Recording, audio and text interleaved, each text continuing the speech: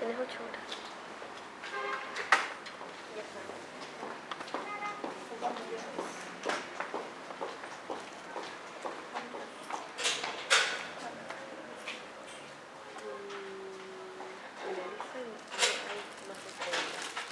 La semana pasada, no me hicieron cubrir ahí.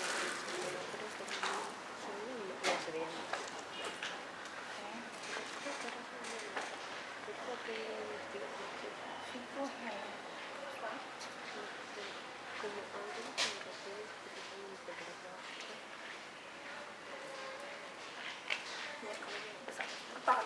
Sí. Ahí está el micrófono también. Sí.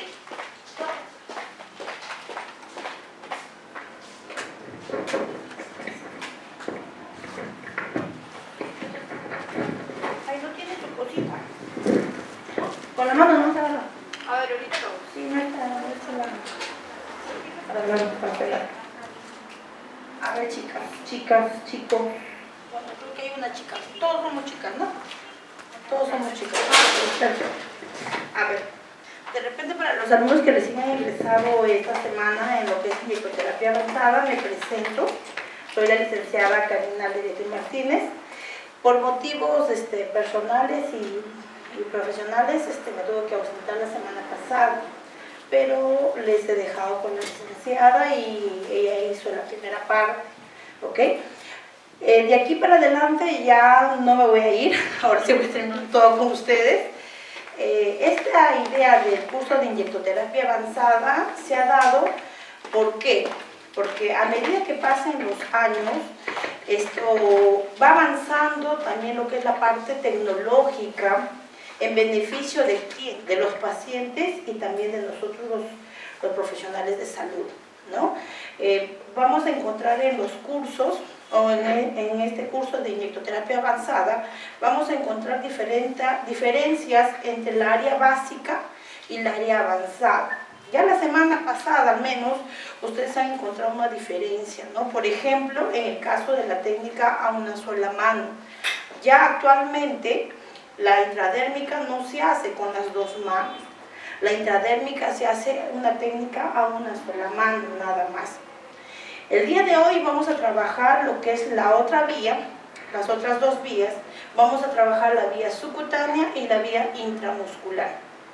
¿Okay? Dentro de la vía intramuscular o dentro de la vía subcutánea nos vamos a abocar a dos cosas más un poco importantes, que es la parte de cuidados paliativos. Y justamente cuidados paliativos no solamente con la técnica de la jeringa, vamos a trabajar con la técnica del uso de la alita, que es lo que normalmente se está utilizando ahorita en cuidados paliativos. Incluso nuestra práctica va a ser de esa, ¿no?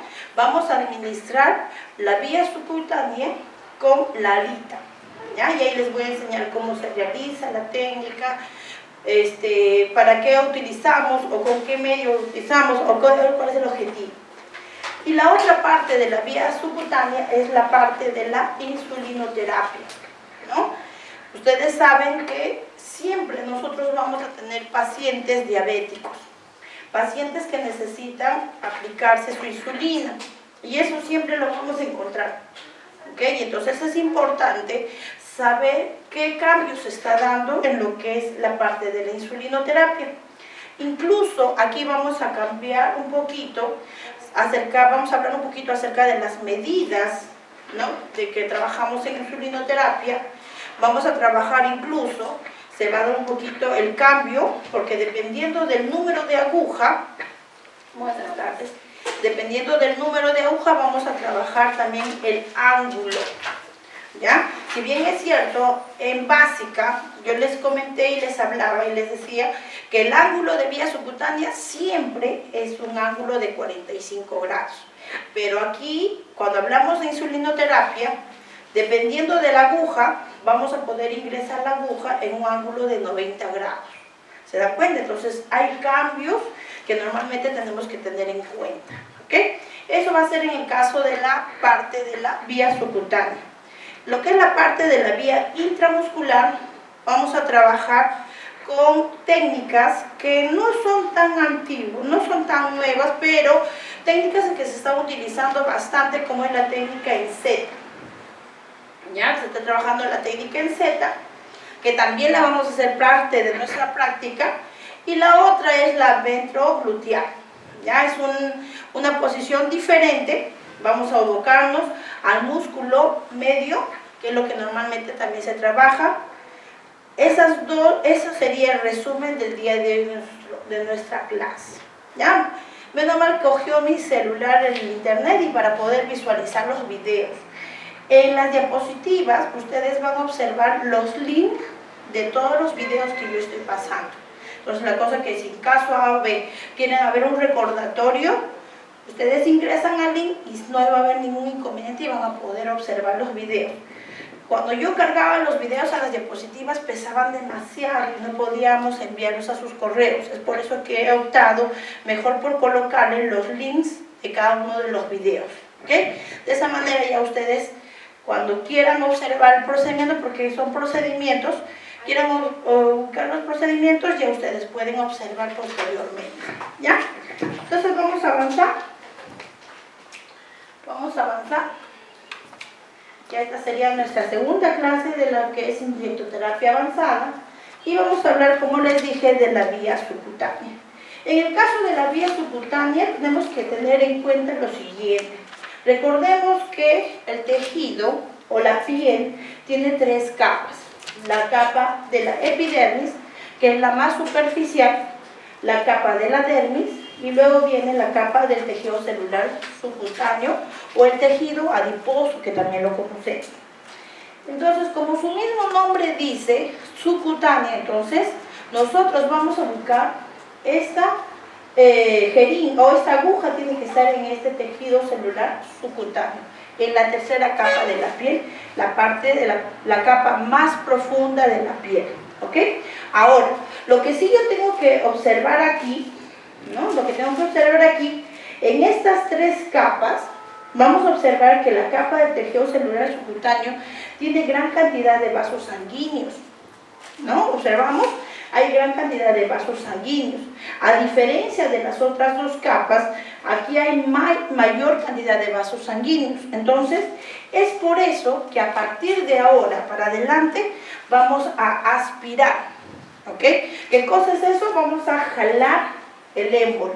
Ahora, por acuerdo, más o menos por experiencia, por acuerdo de profesionales de nosotros, de lo que es la enfermería, lo que estamos optando no es jalar el émbolo totalmente, porque hemos encontrado lo siguiente. Hay veces cuando jalamos el émbolo, ingresamos al tejido celular subcutáneo, pero nosotros al jalar, ¿qué hacíamos? Dañábamos los vasitos sanguíneos, no porque estuvieran mal colocados las agujas, sino el detalle es que al momento de jalar hacíamos como una aspiración y eso hacía que se dañaran los vasos. Entonces lo que se está optando es lo siguiente ahora. Si tú ingresas la aguja, en vez de jalar, lo que vas a... En vez de jalar, vamos a colocar esta cosita. Vamos a poner la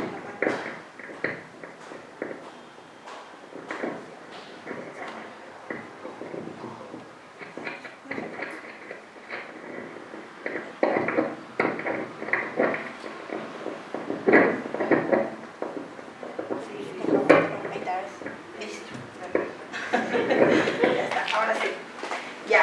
Entonces, lo que les decía yo, lo que vamos a hacer, en vez de aspirar, porque hay veces nosotros aspiramos y queremos aspirar no un centímetro, no un poquito, aspiramos mucho, y ahí había daño en el tejido o daño en los vasitos sanguíneos. Entonces, lo que nosotros estamos optando ahora es, ¿por qué? Por ver si cuando queremos aspirar hay resistencia, ya no es necesario jalar. Si encontramos resistencia, no aspiramos, no jalamos, no vamos a seguir jalando. Ya hay resistencia, ¿eso qué cosa quiere decir? Que nuestra colocación de nuestras agujas están perfectas, no hay problema. Porque, ¿qué sucede si ustedes cogieron un vasito sanguíneo? al momento de aspirar va a ser muy rápido y van a aspirar sangre inmediatamente. No va a haber esa resistencia. ¿Se dan cuenta? Entonces, ¿se tiene que hacer esa prueba? Sí o sí, sí se tiene que hacer esa prueba. ¿Ya? Pero como les dije, ahora no es necesario de jalar lo más duro posible, porque cuando nosotros ingresamos correctamente, vamos a encontrar esa resistencia. No hay que seguir aspirando, ¿ya? Porque eso ¿qué quiere decirnos? Que sí está bien, no hay ningún inconveniente. Si en caso OB encontramos sangre, la idea es retirar la aguja y cambiarla de dirección. ¿Por qué se dice esto? Vamos a encontrar de repente medicamentos que sean irritantes, porque por la vía subcutánea se ingresan varios medicamentos. No solamente es la insulina, vamos a ingresar varios medicamentos. Entonces, ¿qué va a ocasionar si nosotros, por ejemplo, hemos dañado un vasito sanguíneo y le ingresamos el medicamento? Se puede haber una irritación en el paciente, dolor en el paciente, y entonces también no es justo que el paciente sienta dolor. ¿Ya? Entonces, por ese motivo, es mejor cambiar la dirección para que evitar ese inconveniente. No es culpa de ustedes, no es que ustedes lo hayan hecho mal la técnica, no. Como ustedes están observando, hay vasos sanguíneos. Entonces, al haber vasos sanguíneos, puede ocurrir esto, ¿no? Más adelante vamos a ver causas que puedan fallar también el ingreso de la vía a la vía subcutánea. ¿Ok? Entonces hay que tener en cuenta eso. Entonces la ubicación, ya sabemos, va a ser en el tejido celular subcutáneo, en la tercera capa de la piel. La dosificación máxima, la dosificación va a estar entre un límite, hasta 0.5 centímetros cúbicos o hasta 3 centímetros cúbicos. ¿Ok? De 0.5 hasta 3 centímetros cúbicos. Por experiencia personal les comento, pasado los 2 centímetros, el paciente ya tiene bastante dolor, ¿ya? Y sobre todo si hablamos, por ejemplo, en la región del brazo. Si yo ingreso al paciente más de 2 centímetros, el paciente ya se va a quejar de dolorcito. Entonces yo tengo que ubicar exclusivamente una zona donde hay mayor tejido graso. Si yo veo exactamente la parte externa y no, el paciente está muy adelgazado, entonces ¿qué hago? Retrocedo un poquito hacia atrás, porque ahí atrás de repente hay un poquito más de grasita, ¿se dan cuenta? ¿Por qué? Porque si yo voy a ingresar 3 centímetros cúbicos, mi paciente no va a tolerar, le va a doler, ¿se dan cuenta? Entonces hay que tener en cuenta todas esas cositas, ¿ok? Seguimos. El ángulo, como se dice, es 45 grados. Pero ya les he comentado que cuando hacemos insulinoterapia, vamos a trabajar vía subcutánea, ángulo de 90 grados. Eso va a cambiar, ¿cierto? Entonces podemos ingresar la vía subcutánea en un ángulo de 45 grados o también podemos ingresar en un ángulo de 90 grados. ¿Ok? Eso va a depender básicamente de qué tipo de agujas estoy utilizando, qué procedimiento estoy realizando. ¿Ya? Seguimos. Entonces ese es el ángulo de 45. Ahora, cuando yo hablo ángulo de 45 o ángulo de 90, ¿qué cosa tiene que ver esto de los ángulos? El ángulo, una de las partes del ángulo se forma con la jeringa. Ese es uno de los segmentos del ángulo. Y el otro segmento se va a formar con la parte de la piel. Por eso se dice ángulos. ¿Ok? Entonces, al formar la jeringa con la piel, esto sería un ángulo de 45 grados. En intradérmica hemos hecho ángulo de 0 a 15 grados. En este caso vamos a hacer 15 grados en la mayoría de los casos. Listo. En el caso de la vía subcutánea, tenemos una gama de usos de la vía subcutánea. Tenemos, por ejemplo, siempre va a ser la prioridad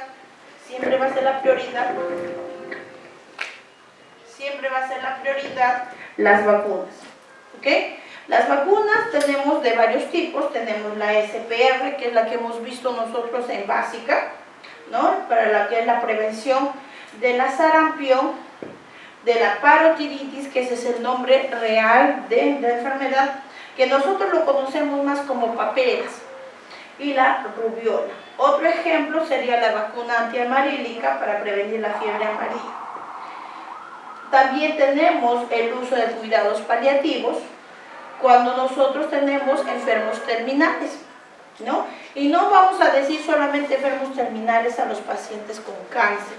Tenemos enfermos terminales de diferentes enfermedades. Entonces, por ejemplo, tenemos pacientes que están en fase SIDA, por ejemplo, también son enfermos terminales. ¿Se dan cuenta? Entonces, diferentes enfermedades que a raíz de la evolución de su propia enfermedad, pues, está considerada como pacientes terminales. ¿Ok?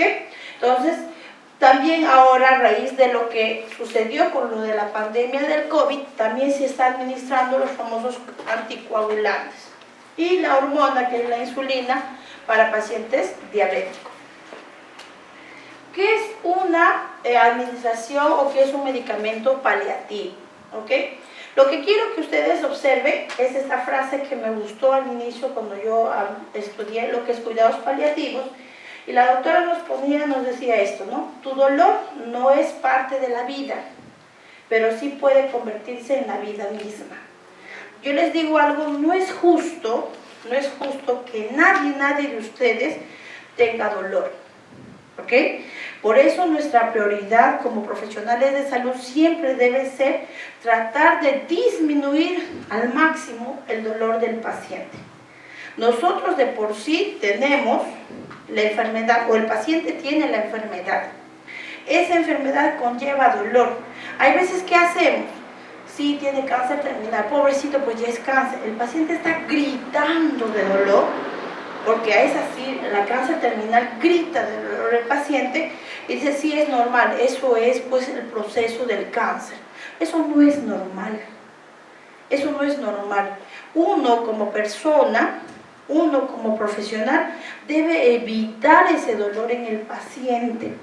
Y ahora tenemos una gama de medicamentos para evitar ese dolor del paciente. Entonces, es importante por eso valorar, ¿no? Valorar este cuidado. Ahora, este cuidado paliativo se está dando ya en varias entidades de hospitalarias.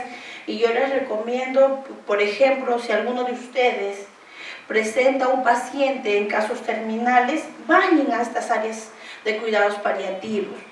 La enfermera, el médico que está ahí, siempre les va a orientar. Y no es necesario llevar al paciente al hospital. ¿Por qué? Porque en la misma casa uno puede administrar estos cuidados paliativos. Les enseñan a cómo administrar. Y no es difícil. No es difícil porque les comento, lo que yo hoy día voy a realizar es el cuidado paliativo para la casa, para que ustedes lo puedan realizar, porque si yo hablo de cuidado paliativo endovenoso o específico, es mucho más avanzado, eso más es para el hospital. Ahora vamos a hablar básicamente de cuidado paliativo para la casa. Pasa. Cuidado paliativo para la casa es algo que normalmente lo podemos hacer nosotros teniendo en cuenta ciertas consideraciones, y sí se puede hacer. Entonces, observar a nuestro paciente, observar a nuestro familiar que grita de dolor y decir, sí, le duele, sí, pues pobrecito tiene cáncer, no, eso es maldad. Ya existen tratamientos, medicamentos que podemos ayudar a este paciente que no sufra. Imagínense, es su última etapa de vida.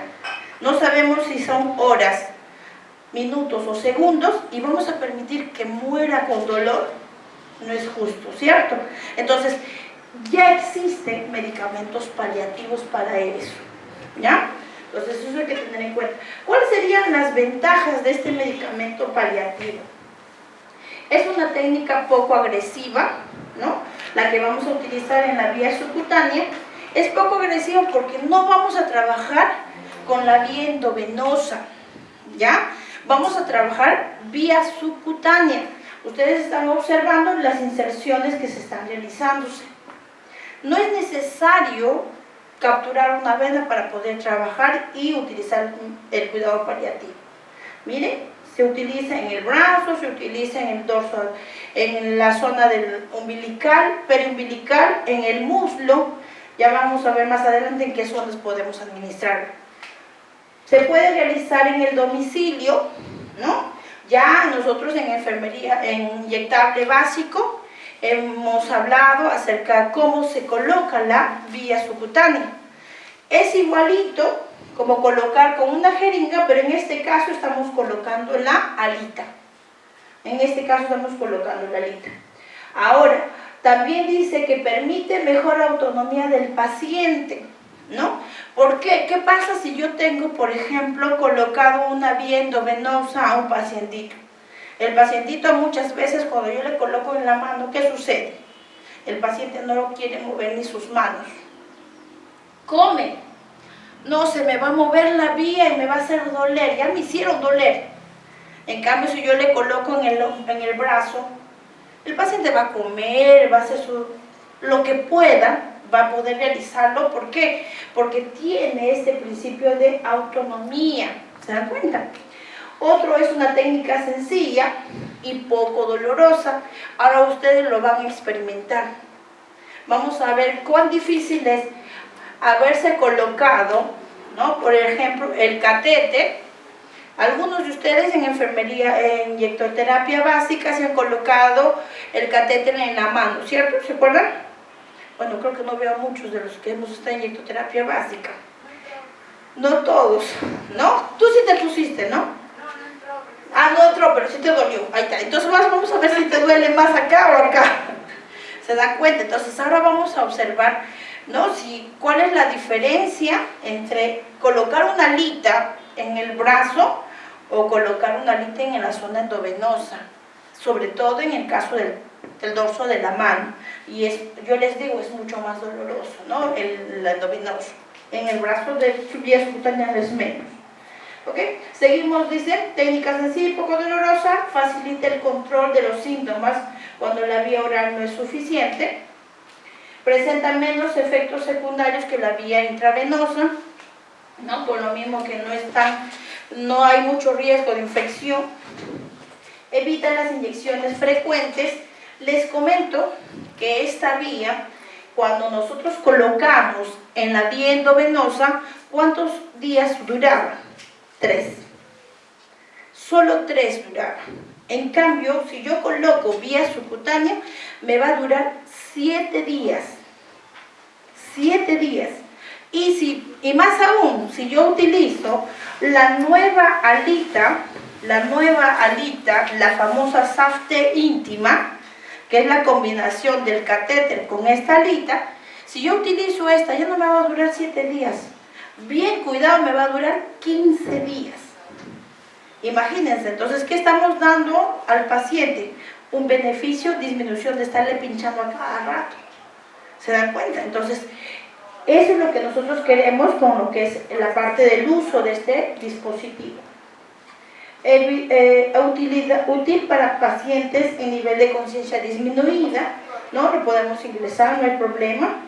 Y no necesita que le coloquemos heparina en esta situación.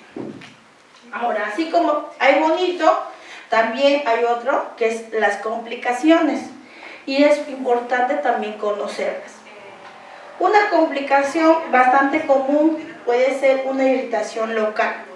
Por eso, como les decía, en la zona del brazo, ya de por sí, si nosotros administramos más de 2 centímetros cúbicos del medicamento, vamos a encontrar pequeños hematomas, irritaciones, puede haber edema, puede haber, accidentalmente podemos incluso desconectar el instrumento, y eso hay que tener cuidado, porque como ustedes han visto, la alita tiene como un tubito, ¿cierto?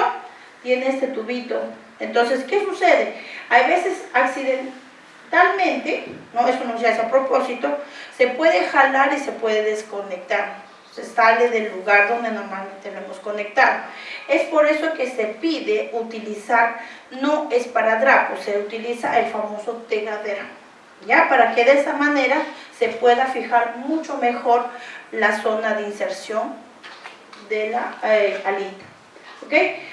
Puede haber una reacción alérgica al metal, ¿no? Por eso hay veces se trabaja mejor con la íntima. Y otra complicación, más que complicación, sería contraindicación, no se puede utilizar todos los fármacos. Ya no podemos ingresar todos los fármacos. Utilizamos más que nada medicamentos paliativos, nada más. ¿Ok? ¿Dónde están las zonas de aplicación? Aquí están. En la básica, nosotros hemos trabajado más que nada lo que es brazo y la región periumbilical. Ahora ustedes van a observar que tenemos 5 zonas, aumentamos 3 zonas más de las cuales ya nosotros conocemos. Está la zona del brazo en la región deltoides, está en la zona del tórax superior, ¿no? En la zona infraclavicular, que ese es el nombre exacto de la posición, ¿no? De la zona debajo de la clavícula, está en la zona del abdomen, para ser más exacto en la periumbilical, en la zona de los muslos y en la zona escapular. Son zonas que normalmente no tienen flexura, son zonas donde hay gran tejido adiposo. Entonces, ¿qué ocasiona? Que ocasiona que el paciente no se va a sentir incómodo, todo lo contrario, le va a beneficiar al paciente. ¿Ok? Entonces, el día de hoy nosotros, ¿dónde vamos a realizar nuestra colocación de nuestra alita? Va a ser en la zona del brazo, en deltoides. Ahí vamos a colocar nosotros la alita, ¿ok? Pero ya ustedes están observando que se puede colocar en cualquier de estas zonas. Podemos colocarlos, incluso ustedes van a ver a los pacientitos, están colocados en la zona del infraclavicular y están tranquilitos, no hay problema y pueden recibir su medicamento paliativo sin ningún inconveniente. Estos son los materiales que vamos a utilizar, ¿no? Como les decía, vamos a trabajar obviamente con la jeringa de 3 centímetros, porque es la dosis máxima que se va a ingresar en este tipo de vías. Y también vamos a trabajar con las famosas Skull Vein o las alitas, que es la que conocemos. Dependiendo del tejido adiposo, también es utilizar el número de las alitas, puede ser 21 a 23G. Ahora hay que reconocer sus partes de las alitas. Vamos a reconocer que esta alita es una aguja rígida y corta, esta no se dobla, es una aguja rígida como las que nosotros conocemos. Tenemos las alitas, que es la que nosotros nos va a ayudar a poder colocar. Tenemos el tubo flexible, que esto hay que tener cuidado porque no se vaya a acodarse. Hay veces se acoda y no puede pasar el medicamento también. Y por esta zona es la conexión donde nosotros vamos a conectar la jeringa y vamos a administrar el medicamento. ¿Okay? Después tenemos los medicamentos, el alcohol, el algodón, el medicamento propiamente dicho, el Tegader y el esparadrap. Como les decía, podemos también tener este de aquí. Este es un dispositivo relativamente nuevo. Este es el famoso Safte Intima.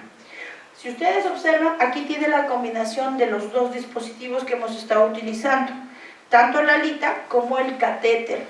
Ya es una combinación de los dos, pero es mucho más fácil. Se ve, así que lo ven a simple vista, parece da miedo, ¿cierto? Dios mío santo, dicen así como se coloca esa cosa.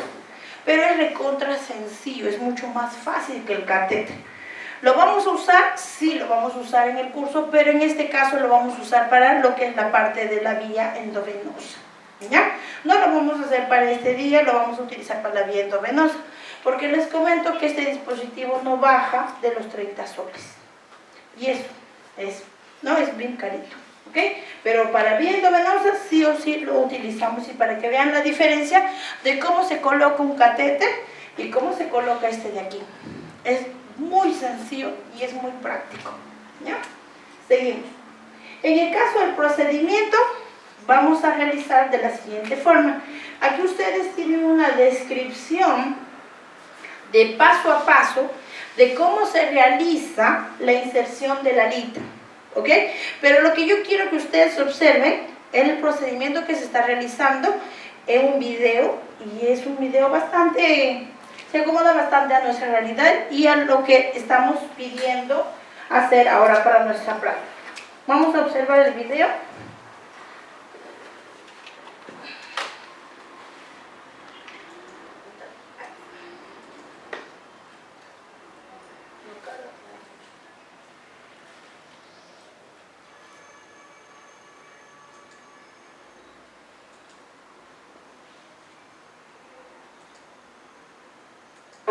utilizar y colocar una vía subcutánea. Materiales a utilizar: par de guantes descartables, micropor, alcohol pan o alcohol con algodón, una aguja pericraneal, aguja mariposa, una jeringa de 3cc, solución salina, tijera y un apósito transparente o pegadera. Como primer paso, nos lavamos las manos y tenemos a nuestro paciente. Le vamos a explicar el procedimiento. ¿Qué es lo que le vamos a hacer? Luego nos desinfectamos las manos.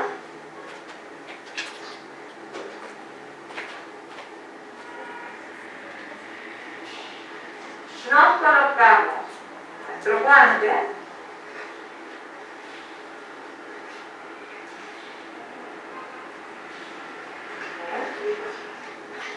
Vamos a servir en la medida de 3cc, vamos a servir 2cc de solución salina, porque debemos de purgar el catéter que se purga con 0.5 de solución salina.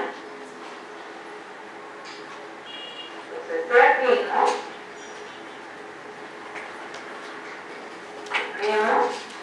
tenemos nuestra aguja, la sacamos, tenemos todo el material listo antes de colocar.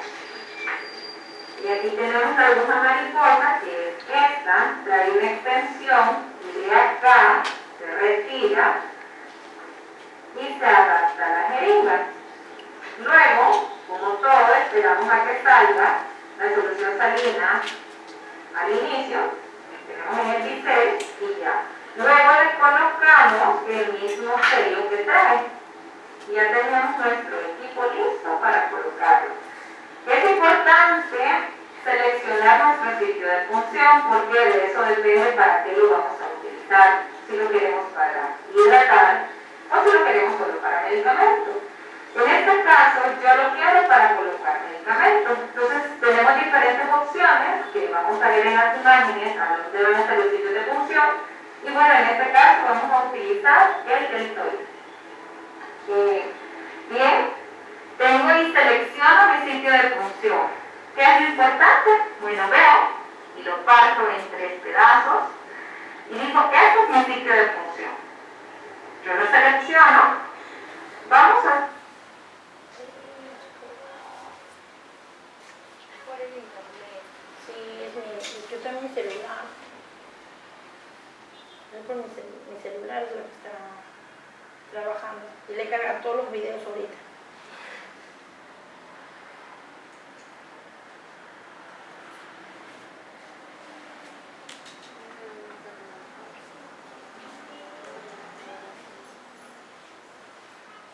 Por mi celular está pataleando. Estoy desconectado. ¿Por qué? Es que cuando compartes la computadora jala mucho.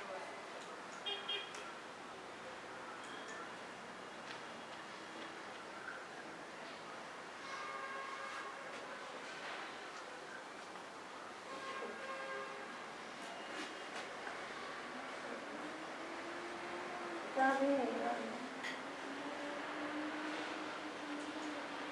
no, los otros días tampoco van a cargar totalmente.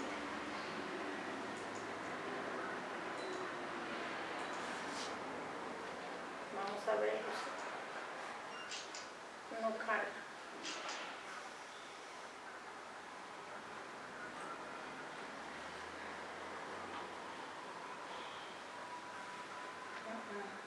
Bueno, y eso que está activado. Sí, se va a demorar. Sí, mejor vamos a realizar algo más en videos, ¿ya? Vamos a hacer la explicación nada más. Bueno, a ver, chicos. Como les decía, la parte de los videos, yo lo he tratado de hacer con el celular, pero no jala, ¿ya? En la base de los videos, en la base de las diapositivas, donde se encuentran los videos, está el link, ¿ok? Desgraciadamente ahorita no tenemos internet en el edificio, entonces no se puede visualizar. He tratado de conectar el celular, pero no jala.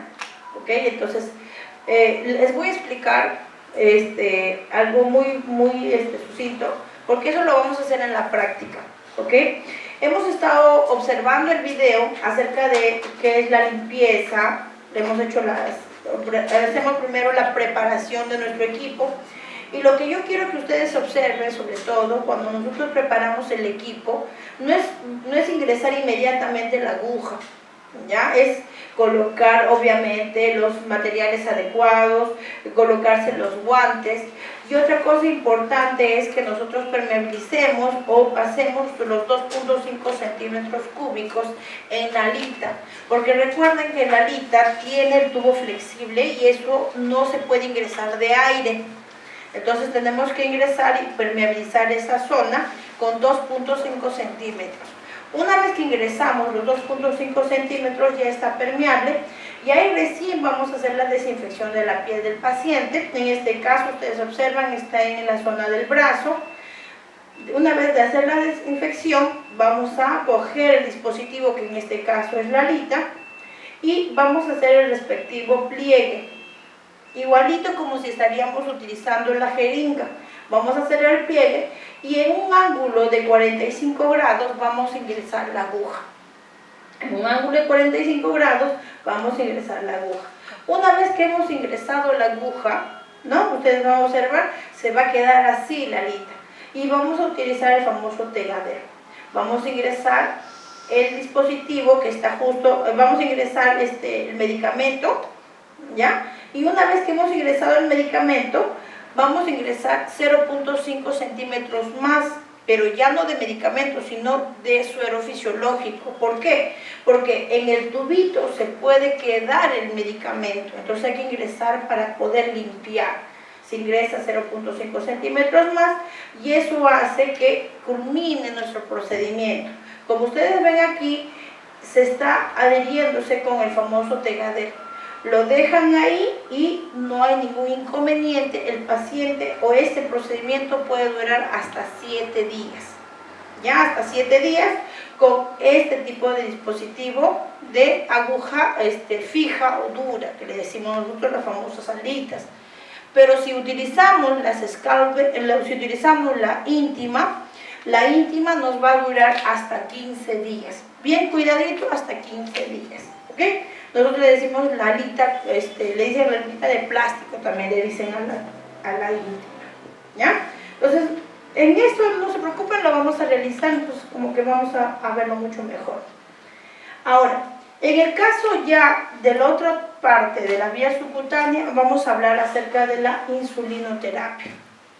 Sabemos muy bien que una de las enfermedades que muchas veces no se conoce, o en todo caso desconocen las personas, pero ya las personas lo tienen, pero desgraciadamente hay veces descubren cuando ya se está complicando la enfermedad, la diabetes. Entonces hay que tener bastante cuidado y el objetivo de nosotros en el caso de la insulinoterapia es pues desaparecer los síntomas, ¿no?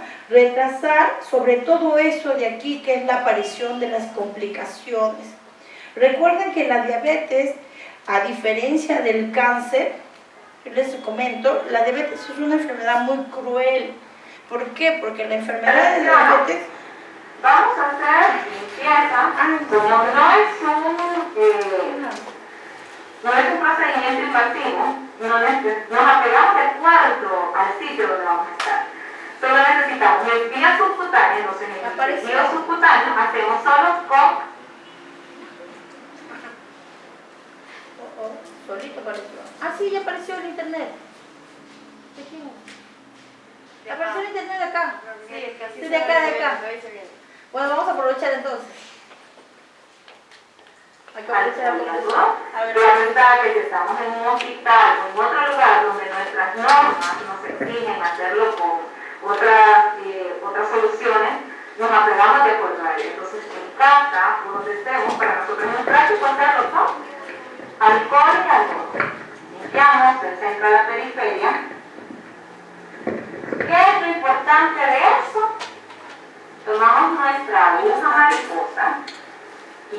del tapón, vemos siempre con bisel hacia arriba y agarramos las alas de la mariposa.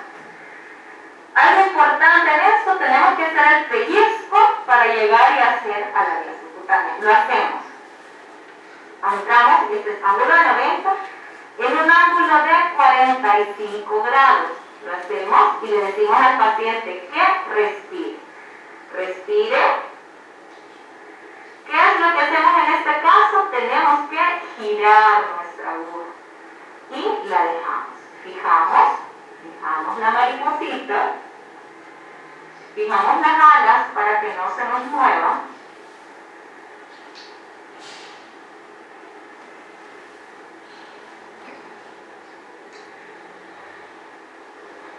Y con nuestro apósito transparente, Ese es el tegadero.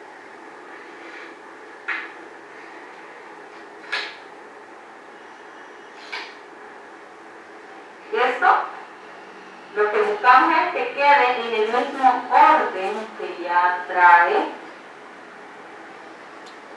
No lo dejamos acá. Lo fijamos.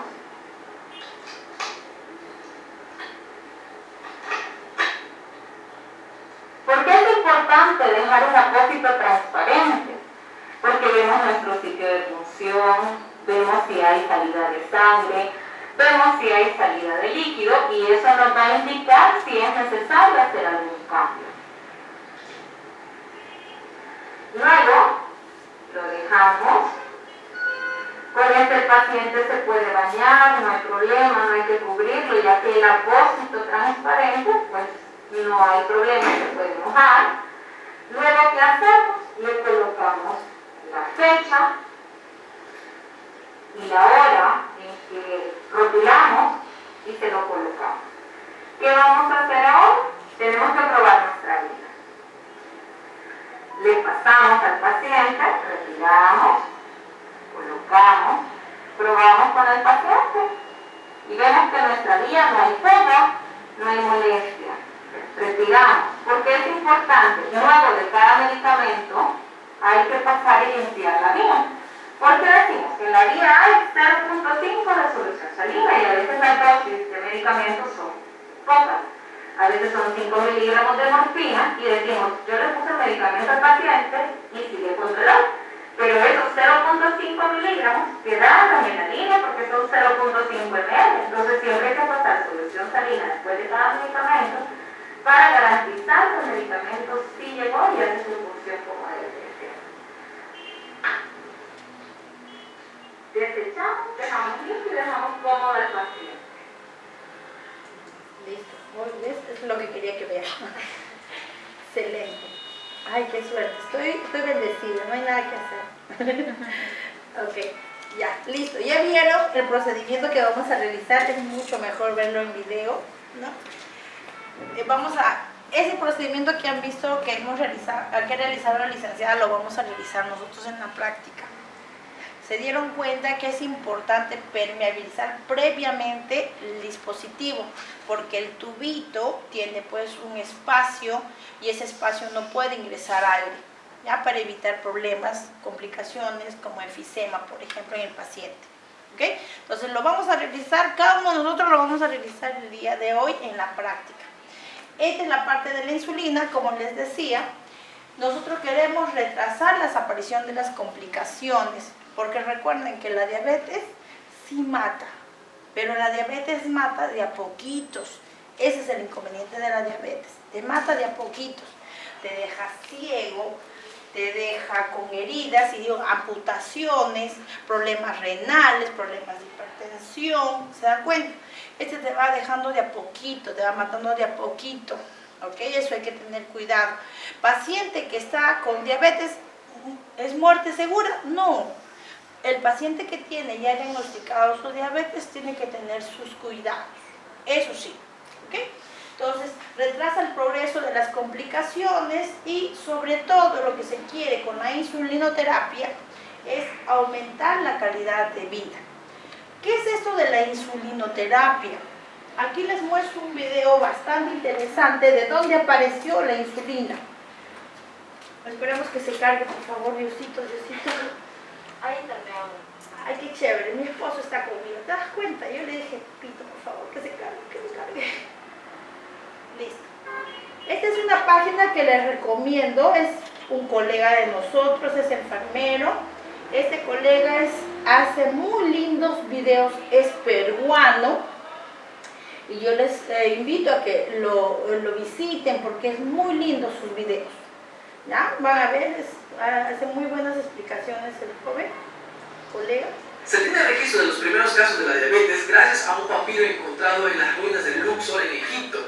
Fue encontrado por el arqueólogo alemán George Ebers. El papiro tiene una antigüedad de 1553 años antes de Cristo y en él se registran de la existencia de enfermos que adelgazan, que tienen un hambre voraz continuamente, que orinan en abundancia y que se sienten atormentados por una enorme sed. En el papiro se aconseja un tratamiento en base a grasa de ternera, en cerveza, hojas de menta y sangre de hipopótamo, como ofrendas y sacrificios a los dioses. Como pueden ver, los síntomas es claramente de una diabetes, pero el tratamiento, como también lo pueden ver, no es para nada correcto y científico, pero comprensible también porque en aquella época las cosas se manejaban así. Durante el paso del tiempo, la enfermedad fue evaluada por muchos grandes personajes de la medicina, como Pablo de Aegina, Paracelso, Thomas Mills, Thomas Sydenham, Matthew Dobson, John Rollo, Thomas Carley, entre otros. Espero haber pronunciado bien los nombres. Pero se considera un antes y un después para el tratamiento de la diabetes en el año de 1921, cuando los médicos canadienses Frederick y Charles tuvieron la idea de ligar el conducto excretor pancreático de un mono, provocando la autodigestión de la glándula. Después exprimieron el páncreas y obtuvieron una sustancia, un líquido, que inyectaron a la cachorra de una perra que sufría de diabetes llamada Marjorie, que logró reducir por 2 horas su hiperglicemia. Habrían descubierto la insulina, chicos. Esta perrita con diabetes sobrevivió durante varias semanas con la inyección del extracto de Frederick y Charles, hasta que tuvo que ser sacrificada al acabarse el extracto. El primer ensayo en humanos fue realizado el 11 de enero de 1922, siendo Leonard Thompson el primer paciente tratado con la insulina. Era un niño con diabetes de tipo 1 que estaba al borde de la muerte. En las imágenes podemos verlo junto a su madre. En la otra foto, ya tratado con la insulina de aquel entonces, y en esta imagen podemos verlo ya de mayor. Falleció a los 27 años con las secuelas que le había dejado la diabetes en su infancia. Gracias a este descubrimiento, en el año de 1923 ganaron el Premio Nobel a la Medicina y renunciaron a todos los derechos que les correspondían por su descubrimiento, vendiéndolo a la Universidad de Toronto por un precio simbólico de $1. Claramente, unos grandes investigadores y unas grandes personas. Al día de hoy se realizaron muchas experimentaciones y se descubrieron nuevas cosas para llegar a obtener muchos tipos de medicamentos y tipos de insulina para los diferentes tratamientos de la diabetes. Gracias a ello tenemos la insulina sintética como tratamiento para controlar la diabetes, que en su gran mayoría es usada para la diabetes tipo 1, que como sabemos va a ayudar a disminuir la glucosa en el cuerpo.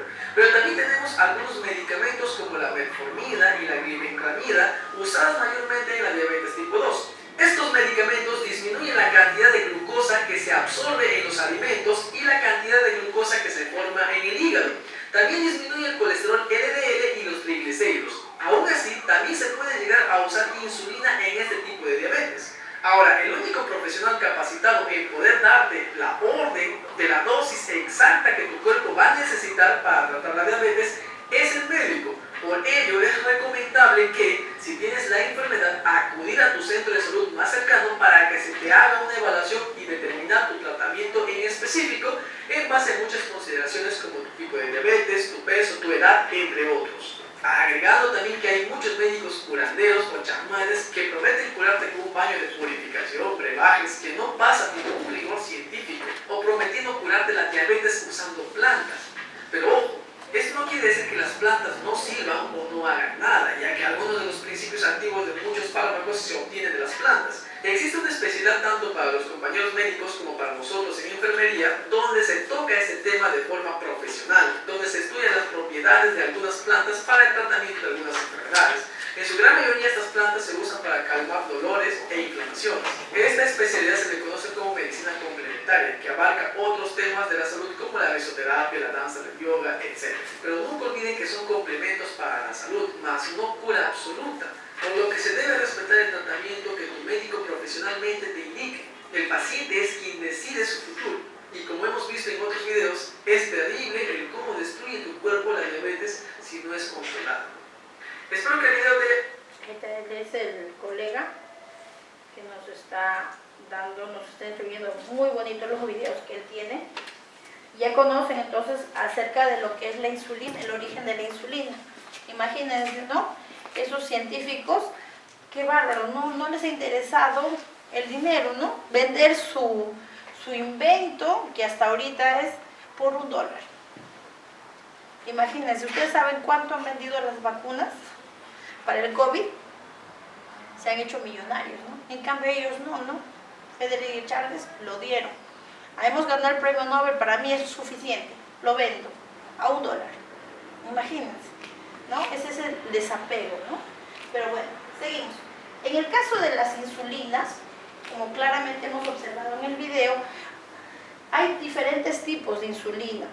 Vamos a encontrar desde las insulinas rápidas, las prolongadas y las mixtas. Así se llaman, rápidas, prolongadas y mixtas. Cada tipo de paciente obviamente va a necesitar, lo va a diagnosticar el médico, dependiendo de su necesidad. Por ejemplo, tenemos todos estos tipos de insulinas en el mercado. Vamos a ver, por ejemplo, la NPH, que es una de las que se utiliza bastante. Y en el caso de las rápidas, por ejemplo, vamos a ver el comienzo de acción. Es de 5 a 15 minutos. Las prolongadas, el comienzo de acción es de 1 a 2 horas y las mixtas de 10 a 20 minutos. Ahí se pueden dar las diferencias en el caso de cada una de ellas. El pico más alto de acción en las rápidas va a ser a los 45 a 75 minutos. En cambio, en las prolongadas va a ser de 4 a 8 horas aproximadamente y la otra de 1 a 3 horas. Su duración de acción en el caso de las rápidas va a ser de 2 a 4 horas aproximadamente. La prolongada va a ser de 10 a 20 horas y en el caso de las mixtas va a ser 18 horas. Hagamos un caso. ¿Qué sucede si yo tengo un paciente con los síntomas que hemos escuchado, que han encontrado en los papiros de Egipto? ¿Qué cosas tenían los pacientes? ¿Qué cosas decía? ¿Qué eran los síntomas? Orinaban mucho, tenían sed, hambre voraz, las 3P. ¿Cierto? Entonces, hagamos de cuenta que este paciente tiene estos efectos. Viene a nosotros, estamos en el hospital, el que ustedes imaginen. Le sacamos su muestra de glucosa rápida, 400 de glucosa, de glicemia. ¿Qué insulina utilizamos? ¿Qué insulina utilizamos? Tiene 400 este paciente. O 400 está medio así. ¿Qué le utilizamos? La rápida, la prolongada o la mixta. ¿Qué utilizarían ustedes? Ahí las agarré, ¿ves? ¿Qué utilizaríamos? ¿Por qué la rápida ya? ¿Nadie dice la prolongada o la mixta? ¿Hay colegas aquí?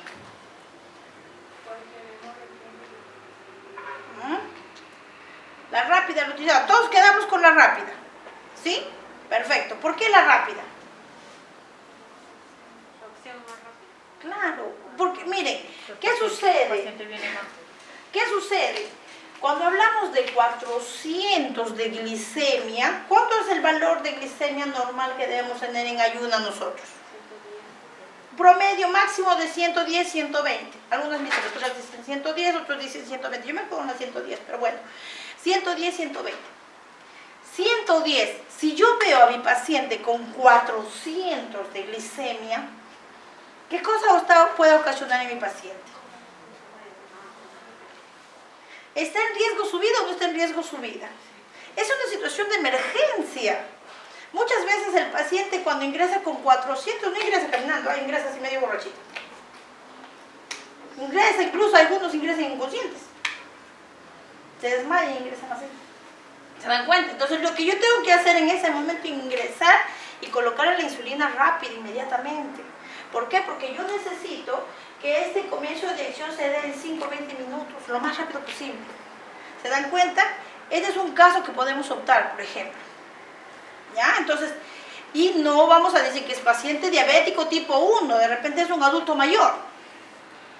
Por eso nos explica en el video que nosotros tenemos que tener diferentes consideraciones dependiendo del caso de cada uno de los pacientes. ¿Ya? Hay pacientes que no necesariamente son diabéticos tipo 2, no necesitan insulina, necesitan la famosa metformina. ¿Se dan cuenta? Pero hay pacientes que son tipo 2, pero sí necesitan insulina, porque es su caso exclusivo. ¿Ya? Entonces hay que tener en cuenta eso. ¿Ok? Vamos a seguir. En el caso de la absorción de la insulina, vamos a tener en cuenta varios factores. Eso es importantísimo reconocerlo. Incluso para el curso de insulinoterapia, ese curso dura como 3-4 meses, porque es bastante largo, ¿no? Pero aquí lo estamos resumiendo en 20 minutos. Vamos a ver. En los factores que modifican la absorción va a ser dependiendo del tipo de la insulina. Ya hemos visto rápida, prolongada o mixta. Eso tenemos que observar bien qué tipo de insulina es. Otra cosa, que factor que modifica la absorción de la insulina siempre va a ser la técnica de inyección. Podemos administrar dependiendo del ángulo, 45 grados o 90 grados. Otra cosa que también modifica la absorción es el número de las agujas. Miren acá un ejemplo. Pacientes obesos, normalmente se utiliza unas agujas un poquito más grandes, de 12 milímetros, para que haya una buena absorción. Porque ahora más adelante les voy a mostrar, hay de diferentes tamaños las agujas. Lugar de inyección. Por ejemplo, ya hemos visto los diferentes tipos de lugares de inyección. En el caso del abdomen, es la absorción más rápida. Si tú inyectas en el abdomen, se va a hacer mucho más rápido la absorción. Pero si tú inyectas en el deltoides, es una absorción intermedia. Si tú ingresas en los muslos y en los glúteos, es una absorción mucho más lenta todavía.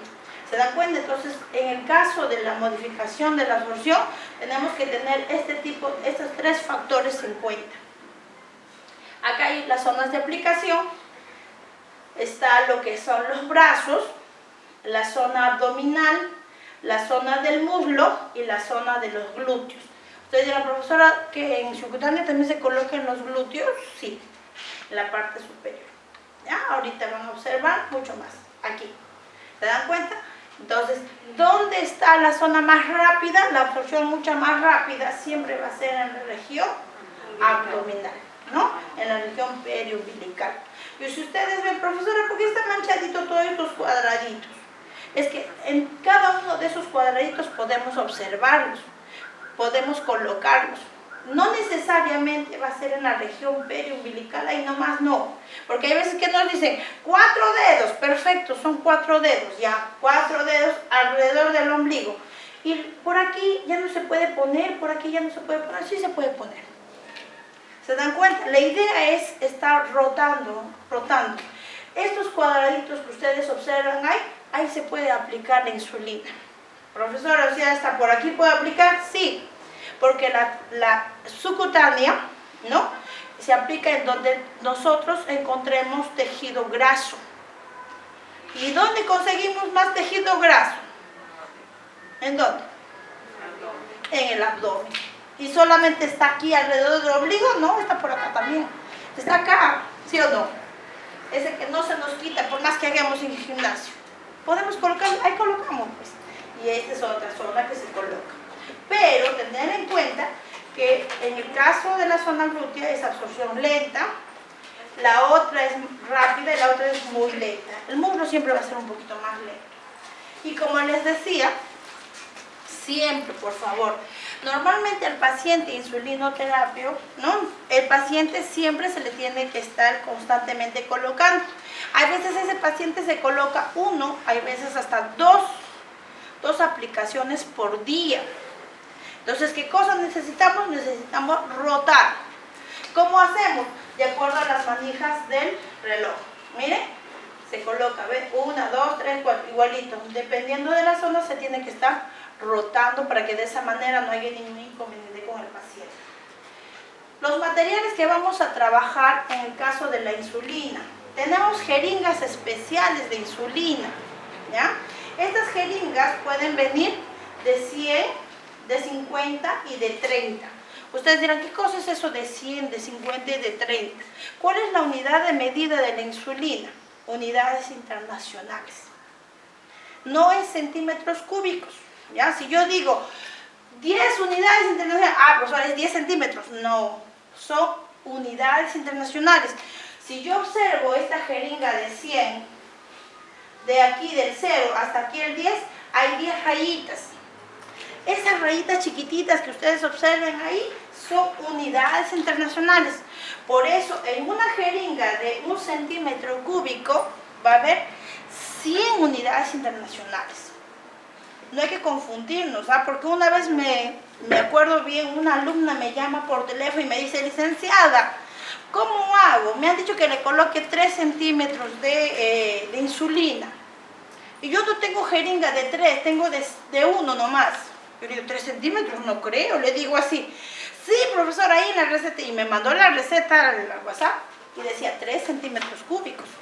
Yo le digo, llama urgente al médico porque no existe insulina 3 centímetros cúbicos.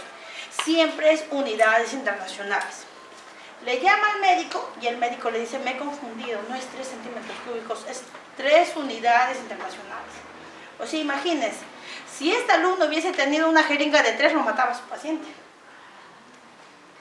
Y de repente hubiese dicho, no, no es mi culpa, ahí decía en la receta.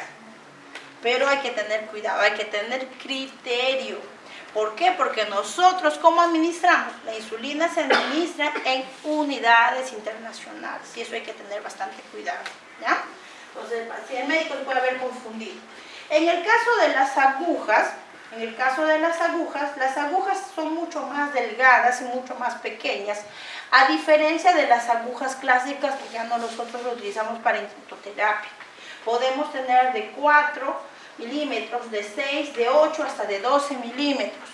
Eso también va a depender del tipo de paciente que tenemos. Si es un paciente obeso, si es un paciente súper delgado, ¿no? Entonces va a depender siempre el uso de las agujitas. Podemos tener también este tipo de dispositivo. Esto se está utilizando ya bastante, ¿no? Este de aquí son los famosos lapiceros, que ya de acuerdo a la necesidad del paciente, se coloca su medida, ¿no? Dependiendo de la unidad de insulina que va a ingresar, y lo utilizan como si fuese un lapicero. Ahí está la agujita, y de esa manera ellos ya están las jeringas precargadas, los lapiceros ya están precargados. Si en caso A o B no tenemos que utilizar este tipo de insulinas en estos pomitos, dependiendo de que nos han solicitado. El procedimiento, como les dije, tenemos que tener en cuenta los 3 factores, por favor. Hay que tener bastante cuidado con los 3 factores. Siempre el lavado de manos con el agua y jabón. Debemos ajustar la dosificación de acuerdo a lo que nos han indicado. Recuerden que es unidades internacionales, no es centímetros cúbicos. Y otra cosa que debemos tener en cuenta, se va a administrar en la vía subcutánea, sí, pero vamos a tener en cuenta dependiendo del ángulo, ¿ok? Dependiendo del ángulo, muchas veces en el caso de 90 grados no se hace el pliegue. En el caso de, dependiendo de la aguja, vamos a tener que observar. Cuando las agujas son largas, por ejemplo 8, 12, ahí sí hacemos el pliegue, como aquí les voy a explicar. Por ejemplo, aquí ustedes observan 3 tipos de tamaños de agujas. Tenemos una aguja número 5, una aguja número 8 y una aguja número 12. En el caso de la aguja número 5, se está haciendo un ángulo de 90 y no se está haciendo pliegue. Aquí sí estamos haciendo pliegue y es 8 y 12 se está haciendo pliegue. En el caso del 8 estamos pudiendo ingresar ángulo de 90 y en el caso de 12 un ángulo de 45. Aquí les explico mejor. hacemos una conclusión. Agujas cortas, 4, 5, 6 milímetros, son confiables para la administración de la insulina, sí o sí, vía subcutánea, en 90 grados, en adultos, ¿ok? En adultos. Y esto incluye en pacientes obesos, ¿ok? Es mucho más tolerable porque son mucho más pequeñitas, ¿no? Y eso ayuda a que no haya tanta revolución también del medicamento. ¿Cuándo se tiene que hacer pliegue? Cuando las agujas son mayores de 8 milímetros, ¿no? Para evitar lo que es la insulina en el caso del músculo y el paciente es delgado. Si este paciente es muy delgadito, no tiene tanto tejido adiposo y estamos utilizando una aguja de 8, una aguja de 12 milímetros, entonces hay que hacerle plieguecito. ¿Por qué? Porque si no va a ingresar al tejido celular, al tejido muscular y eso tampoco no se quiere, ¿ok? Entonces, el paciente es delgado, hay que tener cuidado con eso. Haciendo el pliegue, incluso le podemos ingresar a ángulo de 45 grados. Otra cosa importante es lo siguiente, el pliegue. El pliegue tiene que ser correcto. La idea es hacer que se vea el espacio del tejido celular subcutáneo. La idea no es coger al paciente y hacerlo de esta forma, o coger así. ¿Por qué sucede cuando cogen y dicen, no, hay que hacer un buen pliegue? Una vez yo escuché a una licenciada, decía, peñíscale fuerte. Cuanto más le peñiscas no le va a doler al paciente. Y es mentira, si tú peñiscas con toda la mano, ¿qué cosa vas a ocasionar? Vas a ocasionar que se levante el músculo. Y cuando se levante el músculo va a ingresar no al tejido celular subcutáneo, sino la aguja va a ingresar al tejido celular, al tejido muscular. Y eso tampoco yo no deseo, porque ahí va a ser mucho más rápido la absorción, ¿ya? O hay veces hacen este pliegue y no ingresa al tejido celular subcutáneo, ¿ok? Entonces hay que tener cuidado para no tener este tipo de problemas, que la aguja perfore y llegue al músculo. Tengan en cuenta que si en caso la insulina ingresa al músculo puede ocasionar y hay un riesgo alto de generar una hipoglicemia en el paciente y eso tampoco no queremos, ¿ok? Entonces hay que tener en cuenta todas esas consideraciones y una vez que se inyecta tenemos que esperar 10 segundos. Algunos dicen 5. Yo ingreso a la aguja, cuento hasta 5. Hay unos que dicen, yo al título personal yo lo espero 10. 1, 2, hasta 10. Termino 10 y ahí recién retiro la aguja. ¿Cuál es el objetivo? El objetivo es que no regrese la insulina. ¿Ya? Vamos a ver un video para que observen cómo se hace el procedimiento.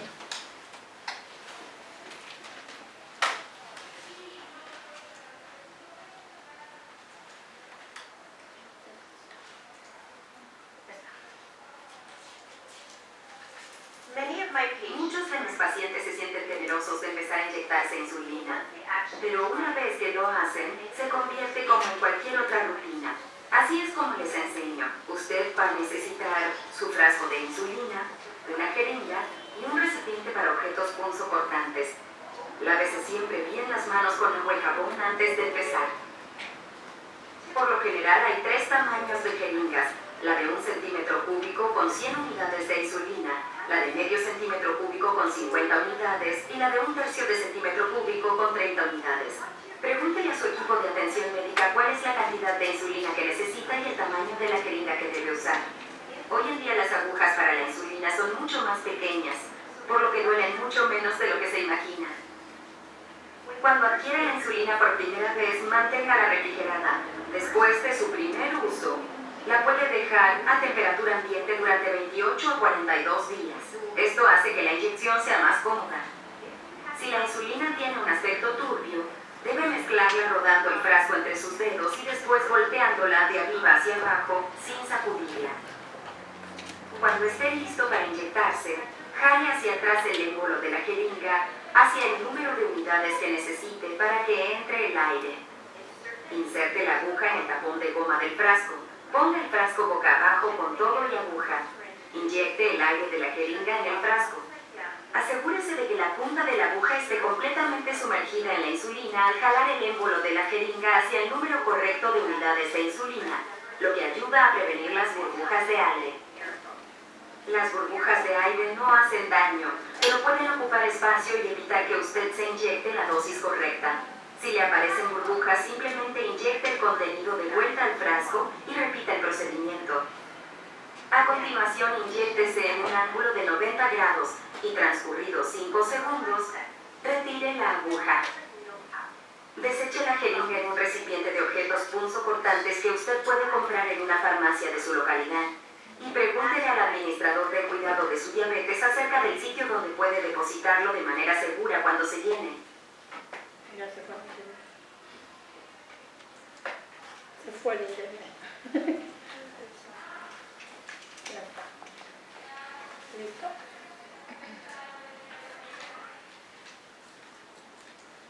Entonces ya hemos observado cómo se coloca lo que es la parte de la insulina, ¿no? Lo que es la parte de la insulina. Ahí la doctora, por ejemplo, nos hablaba de los 5 segundos. Yo normalmente trabajo con 10, ¿ya? Es dependiendo de cada uno de nosotros. Pero recuerden eso, ingresamos la aguja, contamos hasta 5 o 10 y luego retiramos recién la agujita. Colocamos una toruna de algodón y listo, ahí se termina el procedimiento para lo que es la insulina. Hasta aquí lo que es el procedimiento de la vía subcutánea. Ahora vamos a trabajar lo que es la vía intramuscular. La vía intramuscular está ubicada efectivamente en la zona del músculo. Recuerden que esta zona es una zona que va a tener una gran absorción. ¿Por qué? Porque el músculo presenta grandes vasos sanguíneos, muy buenos vasos sanguíneos. Eso hace que sea mucho más rápido que las dos vías anteriores, la intradérmica y la vía subcutánea. ¿Ok? Entonces, en este caso, nosotros vamos a ingresar diferentes tipos de medicamentos, oleosos, irritantes, acuosos, en suspensión, de todo tipo de medicamentos. Porque como tiene una buena absorción, podemos ingresar medicamentos de todo tipo. Vamos a ingresar, por ejemplo, en caso de solución oleosa, podemos ingresar de 1 a 5 centímetros y de la solución acuosa hasta 10 centímetros cúbicos. Recuerden que siempre en el caso de la vía intramuscular vamos a ingresar en un ángulo de 90 grados. Va a ser uno de los segmentos la piel y el otro va a ser el ángulo. El otro segmento va a ser la jeringa. De esa manera vamos a ingresar para poder realizar la vía intramuscular. En el caso de la vía intramuscular vamos a cambiar los materiales, vamos a colocar jeringas de 3 centímetros, de 5 centímetros y de 10 centímetros. También van a cambiar nuestras agujas, que van a ser de 21 y 22 para lo que es el caso de los adultos y en el caso de 23 en el caso de los niños. Hay que tener cuidado siempre, incluso vamos a depender también del tipo de pacientes que tenemos. ¿Qué sucede si, por ejemplo, yo tengo un paciente esquelético, paciente postrado, adulto mayor que ha bajado bastante de peso por mismo de su postración? Es un paciente adulto, pero es un paciente bastante adelgazado y es un paciente esquelético. ¿Qué aguja voy a utilizar? 23. ¿Se dan cuenta? ¿Puedo utilizar la 23? Sí, porque ya está demasiado adelgazado. Pero ¿qué se pasaría si tengo un paciente obeso? Es adulto y es obeso. 21, pero la misma medida de 1,5 pulgadas, no, tenemos que utilizar la 21 de 2 pulgadas. ¿Es la 21? Sí, profesora, pero de 2 pulgadas existe de 2 pulgadas, sí, son más largas. Es que lo que pasa, ¿qué sucede si utilizo de 1,5 o 1,25? Le coloco al paciente obeso, no va a llegar, de repente puede llegar al tejido celular subcutáneo, nada más, no va a llegar el medicamento. Entonces, si es un paciente bastante obeso, necesito una aguja de 21, pero con una longitud mucho más larga, que es la tope, es la de 2 pulgadas. ¿Ya? Entonces, hasta eso tenemos que saber y observar. ¿Okay? Seguimos. Algodón en torundas, alcohol, medicamentos que vamos a administrar. Las zonas de aplicación son las deltoides, que es la conocida, la zona del vasto, del muslo, del glúteo, el dorso glúteo ahora se llama, ¿no?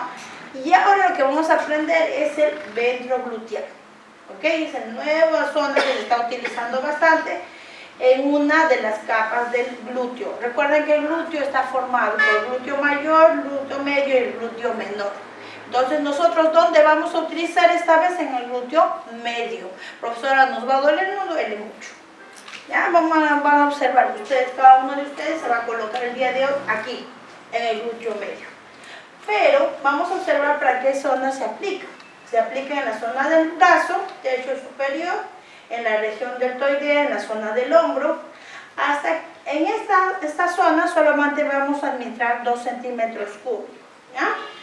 En la zona del muslo, tercio superior, en la cara anteroexterna, se utiliza 5 mililitros, pero es una zona de elección para niños menores de 3 años. Aquí ahorita actualmente se está colocando las vacunas a los niños menores, ¿no? Y está muy bien aceptable. Pero en el caso de los adultos no les recomiendo mucho, porque se contrae el músculo y duele un poquito. ¿Ya? Incluso cuando ingresan la aguja van a sentir como contracciones musculares. Y eso a veces le asusta al paciente y les asusta a ustedes porque se contrae rápido, ¿no? De preferencia mejor la zona dorsoglúteo, la parte gluteal. Recuerden siempre que la dorsoglútea o la región glútea posterior, siempre vamos a trabajar con los famosos cuadrantes, ¿ok? Con los famosos cuadrantes. Recuerden que va a ser cuadrantes superiores y cuadrantes inferiores. Cuadrante superior interno, cuadrante superior externo, cuadrante inferior interno y cuadrante inferior externo.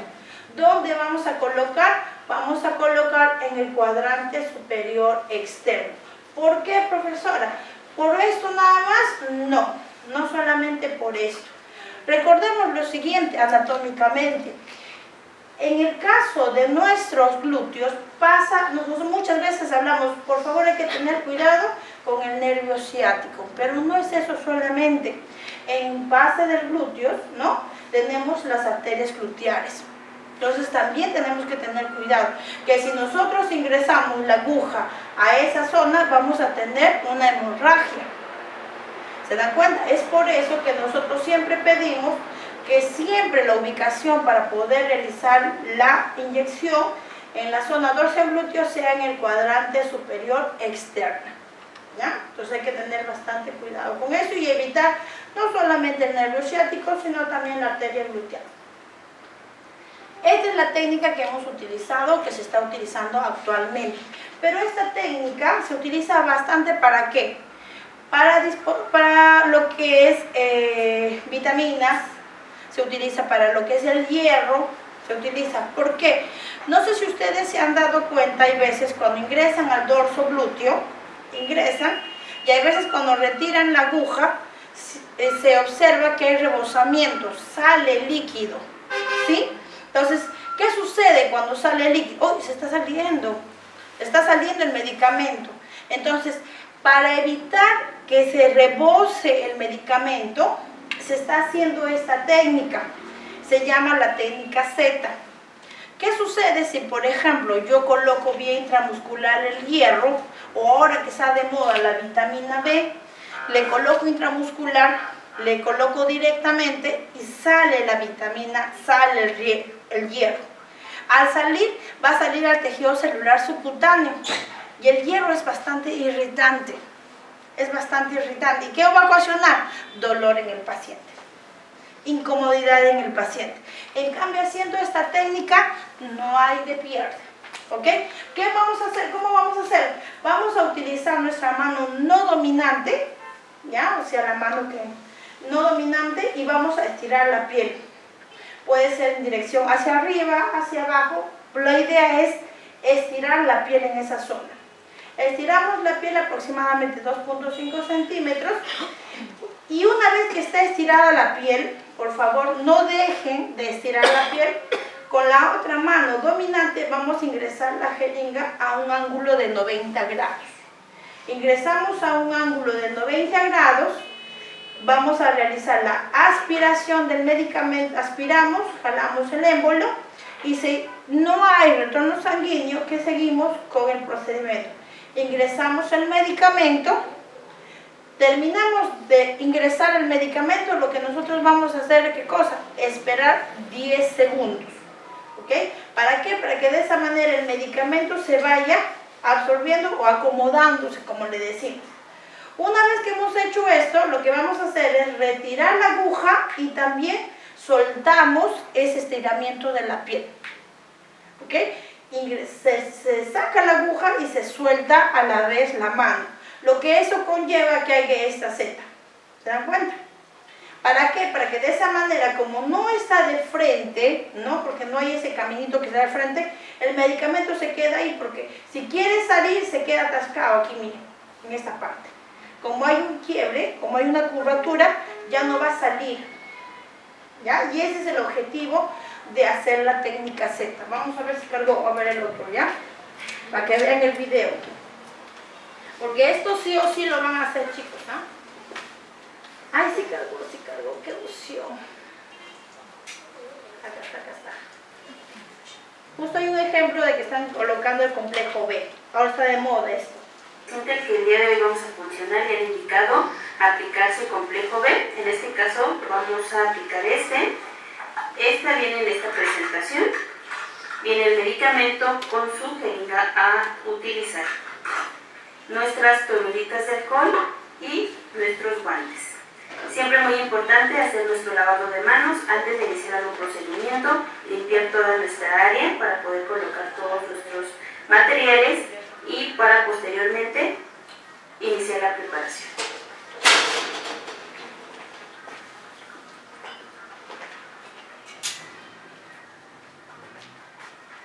Así es como se ve nuestro medicamento.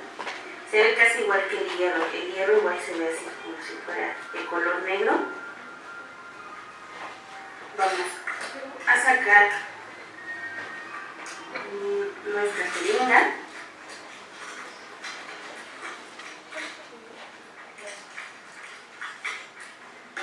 Como nuestra área está limpia, podemos poner aquí nuestra aguja en lo que abrimos nuestro medicamento. Vamos a utilizar esta bolsita para abrirla y no lastimarnos si tenemos salpique, para posteriormente cargar nuestro medicamento.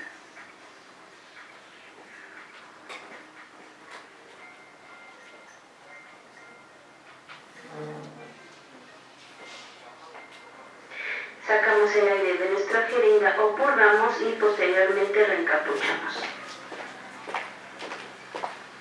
Ya se ha quedado nuestro medicamento preparado y ahora vamos a ir con nuestro paciente. Una vez que tenemos a nuestro paciente en una posición cómoda y le hemos explicado el procedimiento a realizar, vamos a dividir nuestro glúteo en 4 partes. La zona funcional sería la zona superior externa del glúteo. Con nuestra mano no dominante vamos a desplazar la piel. Noten cómo al desplazar la piel desplazamos el tejido subcutáneo. Si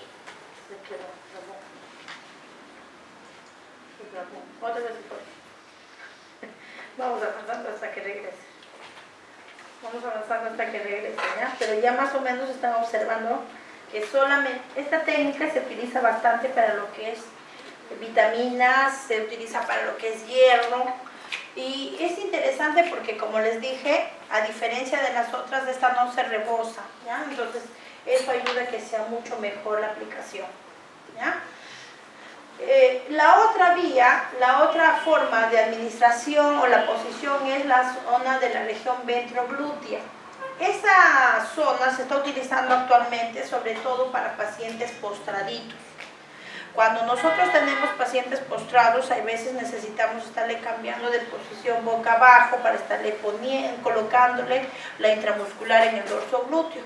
Pero gracias a esta posición se puede colocar al paciente en decúbito supino, se puede colocar en forma lateral y no hay ningún inconveniente. Aparte de eso, un beneficio de la ventroglútea es que nosotros no vamos a tener riesgo a coger ninguno de los vasos sanguíneos o de los nervios que hemos mencionado anteriormente. Ya es mucho más práctico, es mucho más fácil y sí se visualiza, ¿no? Entonces, ¿cómo vamos a ubicar nosotros? Es algo práctico. Vamos a utilizar nuestra palma de nuestra mano y vamos a... Yo siempre les digo a los chicos que mi guía va a ser mi pulgar. Mi guía va a ser mi pulgar. Mi pulgar siempre va a estar para la parte del área del vientre del paciente. Si yo veo mi pulgar para el lado de la nalga, estoy con la mano incorrecta. ¿Ya? Entonces coloquen la mano que siempre que esté el pulgar siempre para el lado del vientre del paciente. Una vez que yo he hecho eso, voy a colocar y voy a sentir el huesito del trocánter. Voy a sentir claramente ese huesito. Una vez que hago eso, estiro los dedos y voy a colocar la cresta ilíaca. Voy a sentir la cresta ilíaca. Coloco el dedo índice y luego de ahí estiro lo más posible a lo que es el dedo medio. Al estirar el dedo medio va a formarse como un triángulo. Se forma como un triángulo. Yo puedo colocar al centro de este triángulo, o también incluso hay algunos que pueden colocar en la base de la unión, que en el ángulo de este, ¿no? Y puedes colocar en cualquier de esas zonas. Pero aquí en este punto es la zona donde nosotros hacemos la región ventroglútea. Aquí se ubica. La idea, como les dije, se guía primero que nada por el pulgar. Tiene que estar siempre el pulgar mirando al vientre del paciente. Luego de ahí vamos a ubicar la cresta ilíaca con el dedo índice en la parte baja y luego el dedo medio. Estiramos lo más posible. Vamos a estirar lo más posible y vamos a formar un triángulo en este caso, ¿no? Entre estos dos dedos. Y en la parte central, ahí vamos a ubicar la aplicación de la ventroglútea. Como ustedes ven, no es necesario que el paciente se ponga boca abajo o haga cualquier otra posición. Puede ser de cúbito supino sin ningún problema. O en todo caso lateral nada más, ¿no?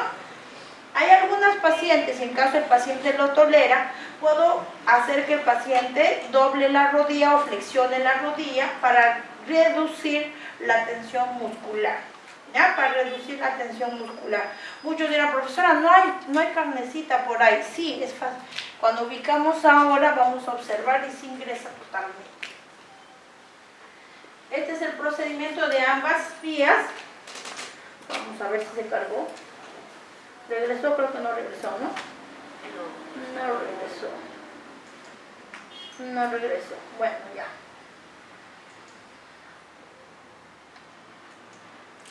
¿Ok? Entonces, el procedimiento de ambas áreas es lo mismo siempre como la vía intramuscular, sino teniendo en cuenta la ubicación nada más. Puede ser dorsoglútea o puede ser la ventroglútea. ¿Ok? Entonces, recuerden siempre, el ángulo va a ser ángulo de 90 grados. ¿Ya? Ángulo de 90 grados. Solo si en caso A o B nosotros administramos medicamentos aceitosos, medicamentos oleosos, en estos casos podemos hacer un masaje firme, pero no es el hecho de estar masajeando a cada rato, solamente un masaje y listo para poder permitir la absorción. Pero si yo hago la técnica Z, no necesito del masaje, ya no necesito del masaje. Tranquilo, administramos y listo. Y ustedes se van a dar cuenta que no hay veces cuando nosotros decimos técnica Z, dicen, hay más dolor. Mentira, no hay dolor, todo lo contrario. Incluso como no va a haber rebosamiento, no va a sentir incomodidad el paciente.